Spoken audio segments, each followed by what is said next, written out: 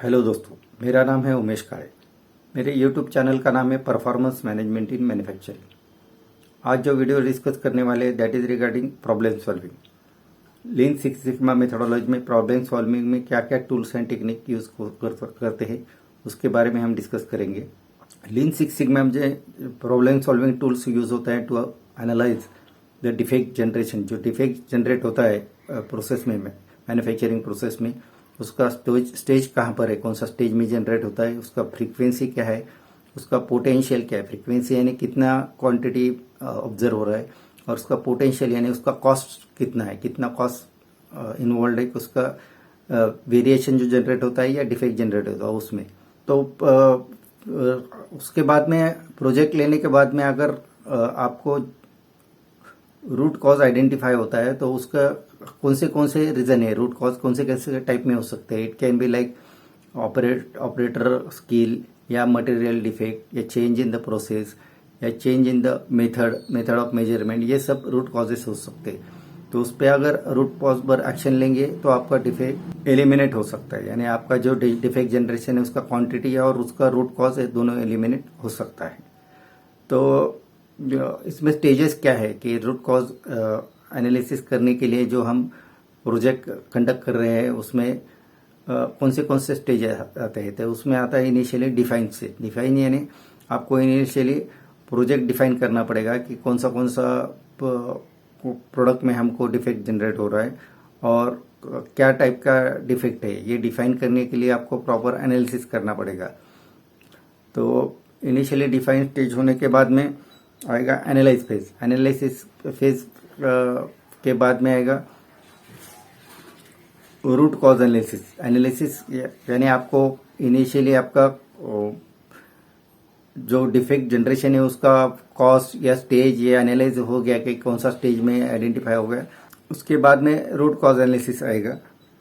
उसके बाद में आएगा ब्रेनस्टॉर्मिंग यानी क्रॉस फंक्शनल टीम एक्टिविटी है। उसके बाद में लिस्ट टॉप कॉजेज जो है, ब्रेनस्टॉर्मिंग के बाद में जो टॉप कॉजेज आइडेंटिफाई होते हैं उस पर से हमको टॉप कॉजेज कौन से है उस पर से काम करना पड़ेगा।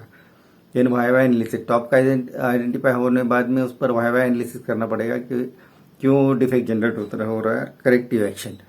तो हम स्टेप बाय स्टेप इस पर सब जो स्टेजेस डिफाइन किया उस पर हम डिस्कस करेंगे। इनिशियली डिफाइन स्टेज में हमको टारगेट डिफाइन करना पड़ेगा कि कौन सा टारगेट पर हम काम करने वाले। टारगेट जो हम उस पर अराइव करेंगे कि कौन सा टारगेट लेने वाले, that should be in the KPI matrix. आपकी जो कंपनी वाइड जो आपने केपीआई लिया है उस पर से आपको टारगेट डिफाइन करना पड़ेगा। और आपने जो टारगेट डिफाइन किया है उसका जो इफेक्ट रहेगा it can be on the customer performance और आपका इंटरनल परफॉर्मेंस, यानी आपका इंटरनल परफॉर्मेंस है उस पर उसका इफेक्ट करेगा। ये दो एरिया में आप टारगेट डिफाइन कर सकते हैं। टारगेट डिफाइन करने के लिए आपको क्रॉस फंक्शनल टीम में डिस्कस करके टारगेट आइडेंटिफाई करना पड़ेगा depending on this two area, यानी कस्टमर परफॉर्मेंस और इंटरनल आपका मैन्युफैक्चरिंग परफॉर्मेंस। और जो टारगेट डिफाइन करने के लिए आपको उसके टॉप मैनेजमेंट का कंसेंट यानी अप्रूवल लेना पड़ेगा। उसके बाद में आएगा एनालिसिस फेज में जो टूल यूज होता है वो पेरेटो एनालिसिस एक टूल होता है, दूसरा control chart, bar chart, pie chart, process capability study, ये सब टूल्स यूज होते हैं। Pareto analysis is basically for the 80-20 analysis, यानी जो टॉप 20 कॉजेस कौन से है उस पर से आइडेंटिफाई कर सकते हैं। कंट्रोल चार्ट में आप कंट्रोल लिमिट्स डाल के आपको आइडेंटिफाई कर सकते हैं कि प्रोसेस में वेरिएशन कौन सा स्टेज में है और कौन सा मशीन पर या उसका कितना क्वांटिटी आ सकता है ये आइडेंटिफाई कर सकते हैं। बार चार्ट में कंपेरेटिव चार्ट रहेगा कि आपका मंथ टू मंथ वेरिएशन कितना है कोई प्रोडक्ट में या मंथली पैरामीटर में। और पाई चार्ट में आप कंट्रीब्यूशन दे सकते हैं कि टोटल डिफेक्ट क्वांटिटी जो आता है या डिफेक्ट टाइप्स आता है तो उसमें टॉप कॉजेस कौन से हैं। देन प्रोसेस कैपेबिलिटी स्टडी में आप प्रोसेस कैपेबिलिटी यानी सीपी के कैलकुलेट करके आपको वेरिएशन आप फाइंड आउट कर सकते हैं। उसके बाद में आएगा रूट कॉज एनालिसिस में इशिकावा डायग्राम या कॉज इफेक्ट डायग्राम यूज कर सकते हैं। तो रूट कॉज कैसा कंस्ट्रक्ट करते हैं उस डिटेल हम ये वीडियो में डिस्कस किया है। उसका कंस्ट्रक्शन ऐसा है कि रूट कॉज कंस्ट्रक्शन में जो इफेक्ट है, यानी आप जो कॉज इफेक्ट डायग्राम में जो इफेक्ट आइडेंटिफाई करना चाहते हो तो उसका मेन ब्रांच पर एंड में आपको इफेक्ट प्लॉट करना पड़ेगा, और सब ब्रांचेस में आपको 5M कंडीशंस यानी man, machine, method, material and then environment, ये कॉजेस पर आपको कॉजेस आपको प्लॉट करना पड़ेगा। तो इससे आप क्रॉस फंक्शनलिटी में डिस्कस कर सकते हैं कि जो इफेक्ट आपको दिखाई दे रहा है तो उसके क्या क्या कॉजेस हो सकते हैं। देन ये उस होने के बाद में आपको ब्रेनस्टॉर्मिंग सेशन कंडक्ट करना पड़ेगा with the cross functionality. Cross functionality में आपको मैन्युफैक्चरिंग पीपल इन्वॉल्व करेंगे, right from the operator, supervisors, then managers. और क्रॉस फंक्शनलिटी में आपको ब्रेनस्टॉर्मिंग करना पड़ेगा कि उसमें क्या क्या कॉजेस आप मेन कॉजेस है। उसके बाद में आएगा स्टेज टॉप 3 कॉजेस आपको आइडेंटिफाई करना पड़ेगा कि आप स्कोरिंग मेथड यूज करके जो टॉप 3 कॉजेस कौन से, उसको जो अगर मैक्सिमम स्कोर होगा तो आपको ये आइडेंटिफाई करना पड़ेगा these are the top 3 causes के, उसके ऊपर आपको करेक्टिव एक्शन लेना पड़ेगा।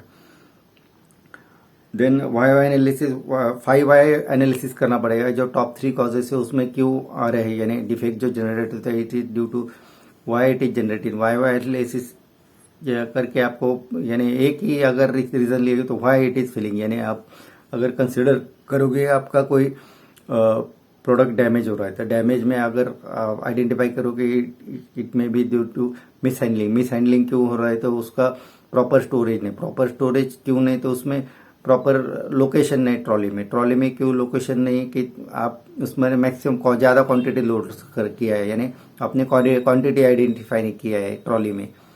तो क्वांटिटी आइडेंटिफाई करोगे और आप प्रॉपर हैंडलिंग करोगे तो आपका प्रोडक्ट हैंडलिंग में डैमेज ना हो सकता है, यानी इस तरीके से आप वाई एनालिसिस कर सकते हैं।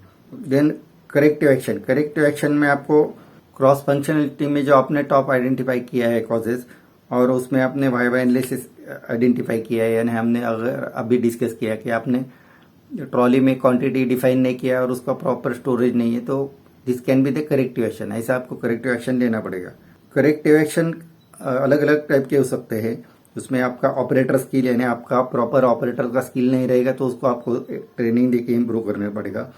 सिस्टम कनेक्शन, यानी आपको अगर सिस्टम में कुछ चेंज करना रहेगा, यानी आपका सिस्टम इनएडिक्वेट रहेगा, यानी आपका सैंपल साइज इनएडिक्वेट है, एडिशनल चेकिंग स्टेज आपको इनकॉर्पोरेट करना है, या आपका यानी कोई मेजरमेंट मेथड में या मेजरमेंट टूल में प्रॉब्लम है तो उसको चेंज करना पड़ेगा, यानी this is system correction. Method change में आपको अगर विजुअल चेंज, वेट्स में कोई चेंज है या मशीन पैरामीटर, प्रोसेस पैरामीटर में चेंज है तो आपको ये मेथड चेंज में इनकॉर्पोरेट करना पड़ेगा।